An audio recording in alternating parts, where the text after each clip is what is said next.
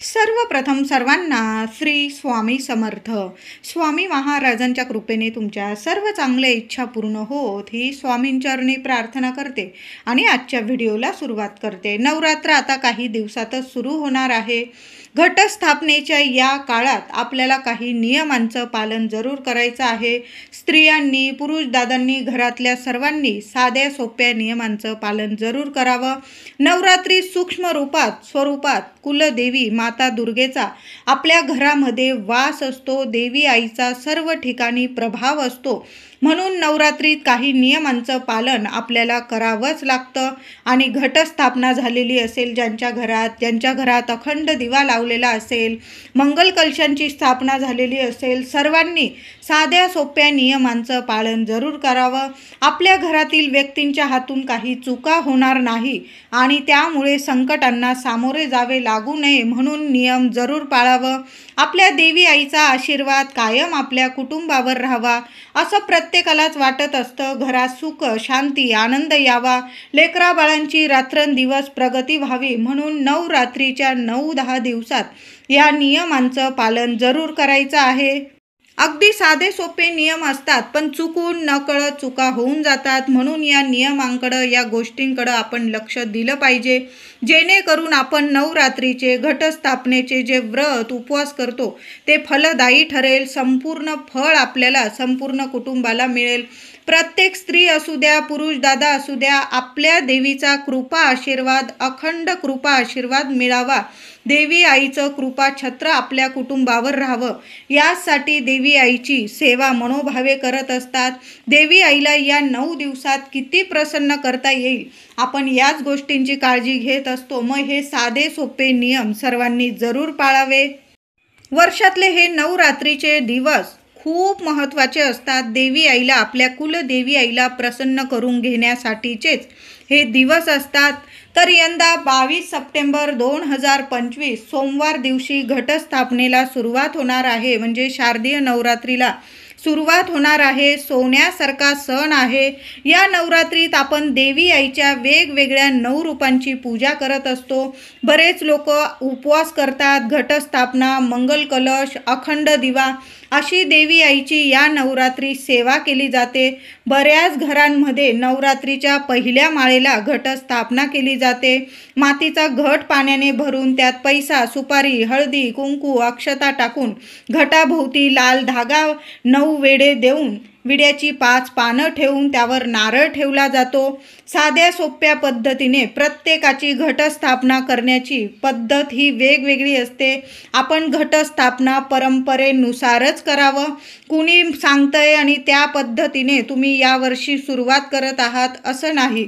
घटस्थापना असू द्या, देवांचं कुठलंही काम करताना, कार्य करताना आपल्या घरातल्या मोठ्या व्यक्तींचा सल्ला घेणं खूप महत्त्वाचं आहे. आता तुम्हाला पहिल्यांदाच घटस्थापना करायची असेल आणि तुमच्या घरात जर आधी कुणीच केलेली नाही, तर मग तुम्ही घरातल्या कुणा मोठ्या व्यक्तीला किंवा तुमचे शेजारी मावशी वगैरे राहतात आणि त्यांच्या पद्धतीने तुम्ही केली तर ठीक आहे. पण तुमची जी परंपरा आहे, सासूबाई असतील, आजी असतील, त्यांच्याच पद्धतीने तुम्हाला घटस्थापना करायची आहे. नवीन कुठलीही परंपरा महिलांनो लावून घेऊ नका. तुमच्या घरात कुणी अखंड दिवा आधी लावला नसेल आणि तुम्हाला लावायचा असेल, अतिशय शुभ देवी आईची सर्वात प्रभावी सेवा म्हणजे अखंड दिव्याची सेवा तुम्हाला या वर्षापासून सुरुवात करायची असेल, तुम्ही करू शकता.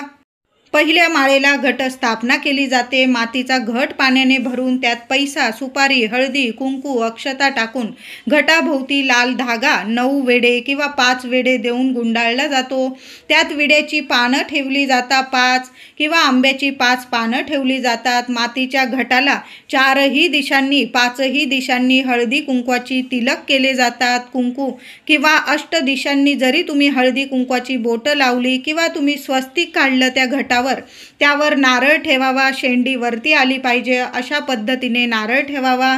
खाली टोपलीत मातीत धान्य पेरून टाकून नंतर त्यात तो मातीचा घट ठेवून 9 दिवसात ते धन उगवलं जातं. आपली कुलदेवी, देवी स्वरूप त्या घटाची आपण पूजा सेवा करत असतो. काही घरांमध्ये घटावर नारळ न ठेवता एक ताटली त्यावर ठेवून त्यात तांदळाची रास करून त्यावर कुलदेवीचा टाक विधिवत अभिषेक करून स्वच्छ करून तो तांदळाच्या राशीवर ठेवला जातो. अखंड दिवा लावला जातो. 9 दिवसात प्रत्येक दिवसाची घटाला माळ वेगवेगळी माळ चढवली जाते. पहिल्या दिवशी विड्याच्या पानांची, झेंडूच्या फुलांची म्हणजे घट पूजा. देवी एकच आहे, पण प्रत्येकाची परंपरा पद्धत ही थोडीशी वेगवेगळी असते. पण जे तुमचे नियम आहे, तुमच्या सासू आजी वगैरे करत आहेत तशाच पद्धतीने तुम्हाला करायचं आहे. आणि तुम्ही जर पहिल्यांदाच सुरुवात करत आहात, मग तुम्ही शेजारी वगैरे कुणाला विचारून तुम्ही हे घटस्थापना केली तरीही चालेल, पण आपल्या परंपरेनुसारच आपल्याला घटस्थापना करायची आहे आणि सेवासुद्धा तशाच पद्धतीने करायची आहे. घटस्थापनेत नियम सर्वांना सारखेच पाळावे लागतात. तर कोणते नियम जाणून घ्या. सर्वात पहिला नियम म्हणजे घराची स्वच्छता खूप महत्त्वाची आहे. तुम्ही घरात देवी आईची 9 दिवसात सेवा करताय, घराची स्वच्छता खूप महत्त्वाची आहे. ज्या घरात स्वच्छता त्याच घरात देवी आई सूक्ष्म स्वरूपात वास करते, अखंड लक्ष्मी नांदते. नाहीतर घट बसवून अखंड दिवा लावून मंगल कलश भरून उपास तापास करून काहीही उपयोग होत नाही. म्हणतात ना, जिथं जिथं हात फिरे तिथे तिथे लक्ष्मी वसे. ही म्हण काही खोटी नाही, खरंच आहे. स्वच्छता जिथं त्याच ठिकाणी लक्ष्मी वास करत असते, देवी आईचा वास असतो.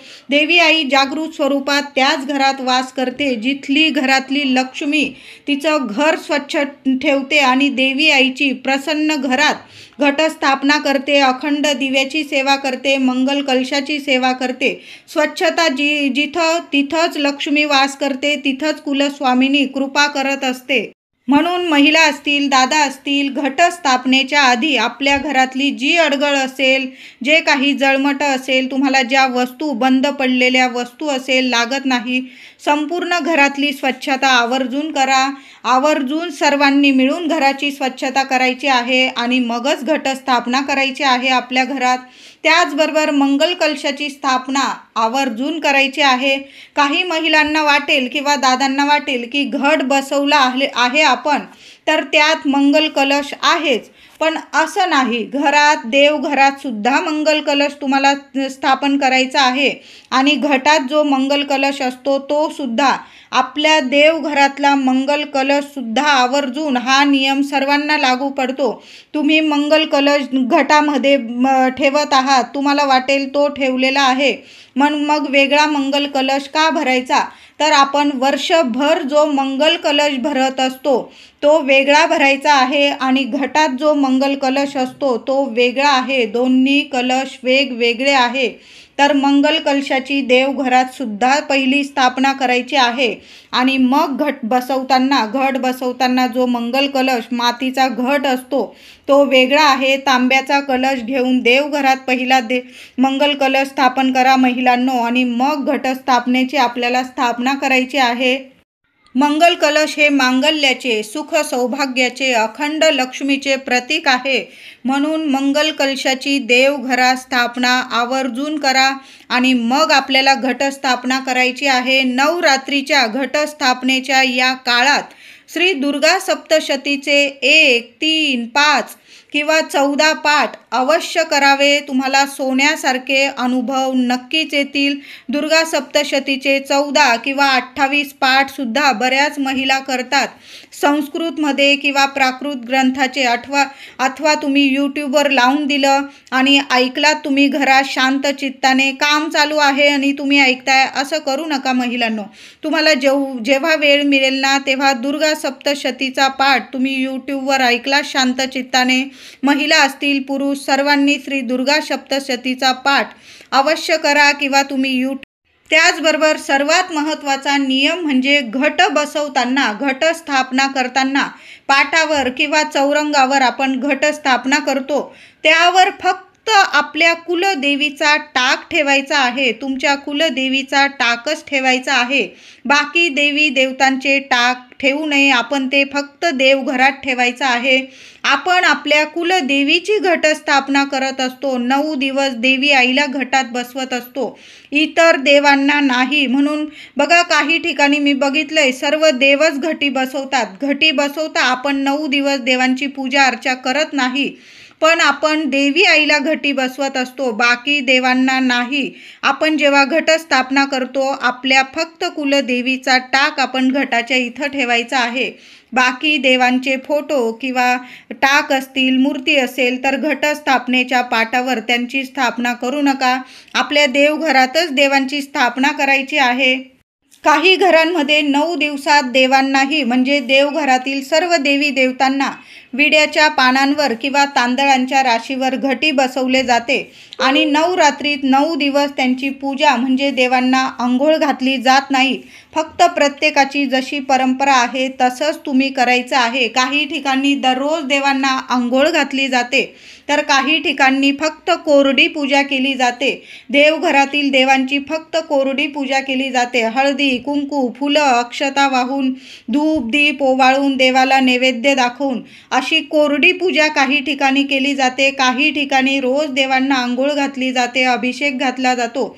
फक्त कुलदेवीचा टाक फक्त आपण घटस्थापनेत म्हणजे देवी आईला घटी बसवलं जातं. ज्याची त्याची परंपरानुसारच आपल्याला करायचं आहे. घटस्थापना करताना पाटावर गणपती स्वरूप विड्याच्या पानावर सुपारी मांडून प्रथम गणपती बाप्पांची स्थापना पूजा अवश्य करा. तरी पण वडीलधाऱ्या माणसांना, तुमच्या सासूबाई असतील, बाबा असतील, आजी असतील, मोठी माणसं असतील घरात, तर जसं आत्तापर्यंत देवी आईला घटी बसवतात तुम्हाला तसंच करायचं आहे. नवीन नियम लावू नये. मोठ्यांचा सल्ला देवी देवतांच्या पूजेत आणि नवरात्रीत तर खूप मोलाचा असतो, म्हणून तुम्ही मोठ्यांच्या सल्ल्यानुसारच आपल्या घरात घटस्थापना करायची आहे आणि सर्व सेवा पूजा करायची आहे. त्याचबरोबर आणखीन मोठा नियम म्हणजे सासू सासऱ्यांकडं घट बसवतात, तर तुम्ही पण घट बसवले तर चालेल का? तुमच्या घरातील कुलदेवीचा टाक ज्या घरात आहे त्याच घरात घटस्थापना करावी. तुमच्या घरी सासू सासऱ्यांनी तुमच्याकडे देवांना दिले असेल तर तुम्ही घटस्थापना करू शकता. काही वेळा नोकरीनिमित्त किंवा काही कारणामुळे दुसरे घर म्हणजे मुलाचे दुसरे घर, 2 मुलं असतील आणि ज्यांच्याकडं कुलदेवीचा कुळाचार असेल त्याच घरात घटस्थापना करायची आहे. म्हणजे ज्या घरात 2 मुलं आहे, मोठा मुलगा असतो त्याच्याकडं देव दिले जातात. काही ठिकाणी एकच मुलगा आहे त्याच्याकडं देव नाही, सासू सासऱ्यांकडं आई वडिलांकडं देव आहे. तर जिथं देव आहे, कुलदेवीचा टाक जिथं आहे ज्या घरात, त्याच घरात घटस्थापना करायची आहे. तुम्हाला सासू सासऱ्यांनी आई वडिलांनी जर देव दिलेले आहे, तुमच्याकडं टाक दिलेले आहे, देवांची सर्व तुमच्यावर जबाबदारी दिलेली आहे, तर त्याच घरात आपल्याला घटस्थापना करायची आहे. हा मोठा नियम आहे, म्हणजे नवरात्रीतील सर्वात मोठा नियम आहे. ज्या घरात कुलदेवीचा टाक आहे, देवी देवता दिलेले आहे, तर त्याच घरात घटस्थापना करायची आहे. तुम्ही जरी नोकरीनिमित्त, काही कामांनिमित्त बाहेर गावी राहतात, आई वडिलांपासून दूर राहतात, जरी 2 घरं आहे तुमचे, पण तुमचं घर एकच आहे, देव एकच आहे. म्हणून जिथं देवी आईचा टाक आहे, देवी देवतांची पूजा सेवा होते, त्याच घरात घटस्थापना आपल्याला करायची आहे. आता ज्या घरात कुळाचार होतो त्याच घरात घटस्थापना करावी. पण तुम्ही वेगळे राहत आहात, लांब आहात आई वडिलांपासून आणि तुम्हाला सुद्धा नवरात्रीत देवी आईची सेवा करण्याची खूप इच्छा आहे, मंगल कलशाची स्थापना करावी, अखंड दिवा लावण्याची, देवी आईची सेवा करण्याची खूप इच्छा आहे, तर मग तुम्ही तसं करू शकता. फक्त घटस्थापना तुमच्या मोठ्या घरातच होईल. तुम्ही जर वेगळे राहत आहात काही कामानिमित्त, नोकरीनिमित्त, मग तुम्ही मंगल कलश स्थापन करू शकता. तुमच्या देवघरात एक अखंड दिवा देवी आईचं नाव घेऊन तुम्ही लावू शकता. ही सेवा तुम्ही करू शकता. पण कुलदेवीची घटस्थापना तुमच्या म्हणजे जे मोठं घर असेल मूळ स्थानी तुम्हाला करायची आहे. आता ज्यांना पहिल्यांदाच घटस्थापना करायची आहे तर त्यांनी विचारपूर्वकच करायची आहे, कारण एकदा का तुम्ही घटस्थापना सुरू केली की मग खंड पडू न देता किमान 5 वर्ष, 11 वर्ष, 21 वर्ष किंवा जन्मभर तुम्हाला घटस्थापना खंड न पडू देता तुमच्या घरात करावीच लागेल. खंड पडू देता येत नाही. घटस्थापना एकदा का सुरू केली किमान 5 वर्ष, 11 वर्ष, 21 वर्ष किंवा जन्मभर संकल्प करूनच आपल्याला घटस्थापनेला घरात सुरुवात करायची आहे. यावर्षी केलं आणि मग पुढच्या वर्षी सोडून दिलं, अशी चूक महिलांनो, दादा मुलांनो चुकून सुद्धा होऊ देऊ नका. नाहीतर मग तुम्ही घटस्थापना नाही केली तरीही चालेल. ज्यांना आता खूप इच्छा आहे की माझ्या घरात घटस्थापना करावी, धान उगवावं, तर त्या महिलांनी दादांनी या वर्षापासून सुरू करू शकता. पण मग पुढं खंड पडणार नाही याची तुम्हाला नक्की काळजी घ्यायची आहे. त्याचबरोबर घरात घटस्थापना झालेली आहे तर केस कापणे, नख कापणे, पुरुष मंडळींनी दाढी करणं या गोष्टी तुम्ही आधीच करून घ्या. नवरात्रीच्या 9 दिवसात घटस्थापनेच्या या काळात या गोष्टी अजिबात करू नका. केस कापणं, नख कापणं, पुरुष दादांनी दाढी वगैरे करणं या गोष्टी आपल्याला या 9 दिवसात तरी टाळायचं आहे. घरात शांतता राहील त्याची सर्वांनी नक्की काळजी घ्यायची आहे. भांडण, तंटा, कटकटी, आपल्या घरात कुणाची निंदा नालस्ती, अपशब्द, कुणाविषयी अपशब्द, कुणा स्त्रीचा अपमान, घरातली असू द्या किंवा बाहेरची, अपशब्द कुठल्या स्त्रीला बोलणं म्हणजे साक्षात देवी आईचा अपमान आहे. या गोष्टी टाळायच्या आहे. हे नियम सर्वांनी जरूर पाळायचे आहे. घटस्थापना करा किंवा नका करू, देवी आईची घरात सेवा करा किंवा नका करू, सर्वांनी या नियमांचं पालन नवरात्रीत 9 दिवसात घटस्थापनेच्या काळात अवश्य सर्वांनी या नियमांचं पालन जरूर करायचं आहे. नवरात्रीचे उपवास करताना पदार्थ जेवढे हलके खाता येईल ना तेवढेच खायचे आहे. फळ, दूध, सुकामेवा तुम्ही खाऊ शकता. काही ठिकाणी एक वेळ जेवतात आणि एक वेळ उपवास करतात, म्हणजे सकाळी फलाहार घेतात, संध्याकाळचं जेवण करतात. अशा पद्धतीने सुद्धा उपवास करतात. काही लोक, काही महिला असतील, पुरुष दादा अगदी 9 दिवस दसऱ्याच्या दिवशी उपवास सोडतात किंवा नवमीला रात्री, अष्टमीला, नवमीला 8-9 दिवस सलग उपवास करून अष्टमीला, नवमीला उपवास सोडत असतात. काही जण बसता उठता उपवास सोडतात, म्हणजे पहिल्या माळेला आणि शेवटच्या माळेला उपवास धरत असतात. पहिल्या माळेला उपवास करतात, दुसऱ्या माळेला उपवास सोडतात, पुन्हा अष्टमी किंवा नवमीला उपवास धरतात आणि दसऱ्याला सोडतात किंवा अष्टमीला धरून नवमीला सोडत असतात. काही जण 9 दिवस कडक उपवास करतात. प्रत्येकाची उपवास करण्याची श्रद्धा, भक्ती ही वेगवेगळी असते. देवी आईच्या चरणी नवरात्रीचे उपवास करताना तिखट, खारट पदार्थ जास्त खाऊ नये. बघा काही ठिकाणी बाहेरचे चिप्स खाल्ले, बाहेरचं हे खाल्लं, ते खाल्लं, मग उपवास करून काहीही फायदा नाही. तुम्ही घरातलेच पदार्थ तुम्हाला खायचे आहे. जे पण शिजवाल घरात शिजवून मग तुम्ही साबुदाणा खिचडी खाऊ शकता. भगर नवरात्रीच्या उपवासाला चालत असते, तुम्ही भगर खाऊ शकता.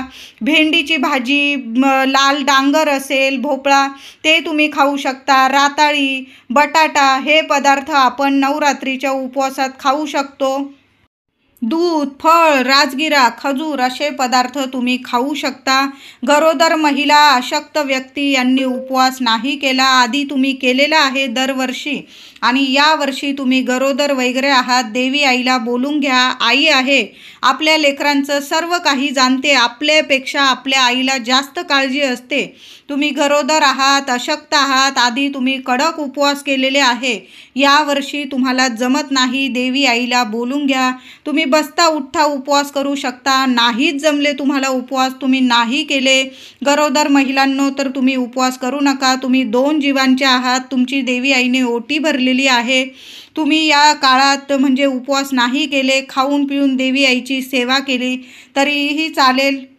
घटस्थापनेच्या दिवशी घरातल्या कर्त्या महिलेला मासिक धर्म आला तर मग पुरुष दादांनी जरी घटस्थापना केली साध्या सोप्या पद्धतीने किंवा तुमच्या शेजारी ताई असतील, कुणी घरात कुणी मोठी व्यक्ती असेल त्यांच्याकडून घटस्थापना साध्या सोप्या पद्धतीने तुम्ही सांगून सवरून नक्की करून घ्यायचे आहे. नंतर मासिक धर्माच्या 5व्या दिवशी किंवा 6व्या दिवशी नीट डोक्यावरून पाणी घेऊन न्हावून धुवून घरात गोमूत्र शिंपडून मग तुम्ही तुमच्या घटस्थापनेच्या रोजच्या पूजेला सुरुवात करू शकता. देवी आईसुद्धा स्त्रीच आहे, आई आहे, आपल्याला नेहमीच समजून घेत असते. पण एवढा नियम तर आपल्याला पाळायलाच पाहिजे.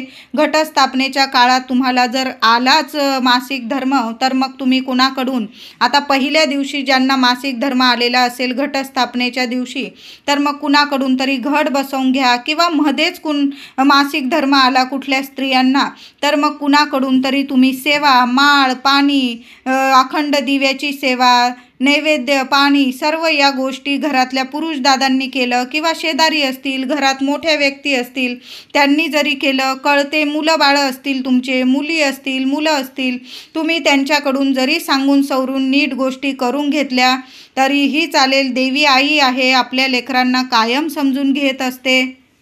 घटस्थापनेच्या दिवशी जर तुमच्या घरात नवीन जन्म झाला, बाई बाळंतीण झाली, तर तुम्ही इतर कुणाकडून तरी घट बसवून घेऊ शकता, सेवा करून घेऊ शकता, खंड पडू देऊ नका.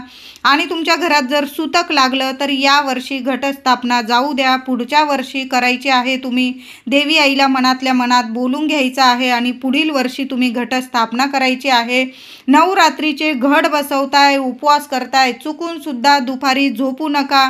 गरोदर स्त्रिया असतील किंवा आजारी व्यक्ती असतील त्यांना एवढे नियम नाही, पण आपण चांगले आहोत, आपण आरोग्यदायी आहोत, तर चुकून सुद्धा दुपारी झोपू नका. अगदी सूर्य मावळेपर्यंत झोपायची काहींना सवय असते, असं अजिबात करू नका. देवी आईचं घट बसवलेलं आहे, घराला कुलूप लावून जाऊ नका, देवी आईला एकटं सोडू नका. गणपती बाप्पा जेव्हा आपल्या घरात स्थापना होते आपण हा नियम पाळतो, तसंच घटस्थापना घरात होते तेव्हा देवी आई साक्षात घट म्हणजे घटी बसत असते. देवी आईला एकटं सोडून जाऊ नका. घरात कुणीतरी एका व्यक्तीने देवी आईजवळ थांबायचं आहे आणि झोपायची सवय या 9-10 दिवसात तरी आपली बाजूला ठेवायची आहे. तुम्ही नंतर झोपू शकता, रात्री नीट लवकर झोपलात, तुम्ही लवकर उठलात, हे नियम तरी सर्वांनी नक्कीच पाळायचे आहे. काही घरांमध्ये दोघंही महिला पुरुष नोकरीला जातात, ऑफिसला जातात आणि तुमच्या घरात घटस्थापना आहे. तुम्ही देवी आईची सेवा करून घरदार नीट स्वच्छता करून तुम्ही ऑफिसला वगैरे गेलात कुलूप लावून तरीही चालेल. तुम्ही रात्री येऊन देवी आईची सेवा करत आहात, मग ठीक आहे. फक्त देवी आईजवळ घरातील एक व्यक्ती असणं महत्त्वाचं आहे आणि रात्री घराला कुलूप नसावं, हा नियम सर्वांना लागू पडतो. आपल्या घरात घटस्थापना झालेली आहे आणि तुम्ही 2-3 दिवसासाठी बाहेर गावी गेला, हे अजिबात होऊ देऊ नका. घराला रात्री तरी कुलूप लावू नये. सकाळी कामानिमित्त ऑफिसनिमित्त तुम्ही गेलात, पण संध्याकाळी रात्री घरी येऊन देवी आईची आरती, प्रार्थना, स्तोत्र, मंत्र ही सेवा आपल्या घरात घटस्थापनेच्या इथं व्हायलाच हवी. म्हणून घट अखंड दिवा सोडून जाऊ नका, घर सोडून जाऊ नका. नवरात्रीत घरात किंवा बाहेरसुद्धा मांसाहार, मद्यपान चुकून सुद्धा होऊ देऊ नका. महिला पुरुष घरातील मुलं मुली सर्वांनी हा नियम पाळायचा आहे. त्याचबरोबर महिला पुरुष ब्रह्मचार्याचं कडक आपल्याला पालन करायचं आहे. घरात कुणाच विषयी अपशब्द निघणार नाही. घरातल्या स्त्रियांचा मान राखा, बाहेरच्या स्त्रियांचा असा तर कायमच आपण घरातल्या असू द्या किंवा बाहेरच्या प्रत्येक स्त्रीचा मान हा ठेवलाच पाहिजे. साक्षात माता लक्ष्मी असते प्रत्येक स्त्री म्हणजे, आणि नवरात्रीत तर हा नियम सर्वांनी जरूर पाळायचा आहे. आता घट बसवले स्त्रीने, घरातल्या स्त्रीने, आणि तीच नियम पाळते आणि घरातील बाकी व्यक्ती चुका करताय असं होऊ देऊ नका. घरातल्या प्रत्येकाने, जी स्त्री घटस्थापना करते ती फक्त नियम पाळते आणि बाकीचे लोक चुका करताय घरात, अशा गोष्टी होऊ देऊ नका. नाही तर मग देवी आईचं सेवा, व्रत, पूजा करून काहीच उपयोग नाही. महिला असू द्या, पुरुष असू द्या, घरातले लेकरं बाळं असू द्या, मोठी व्यक्ती असू द्या, संपूर्ण कुटुंबाने घटस्थापनेच्या या काळात, या वेळात 9-10 दिवस आपल्याला या नियमांचं पालन जरूर सर्वांनी करायचं आहे.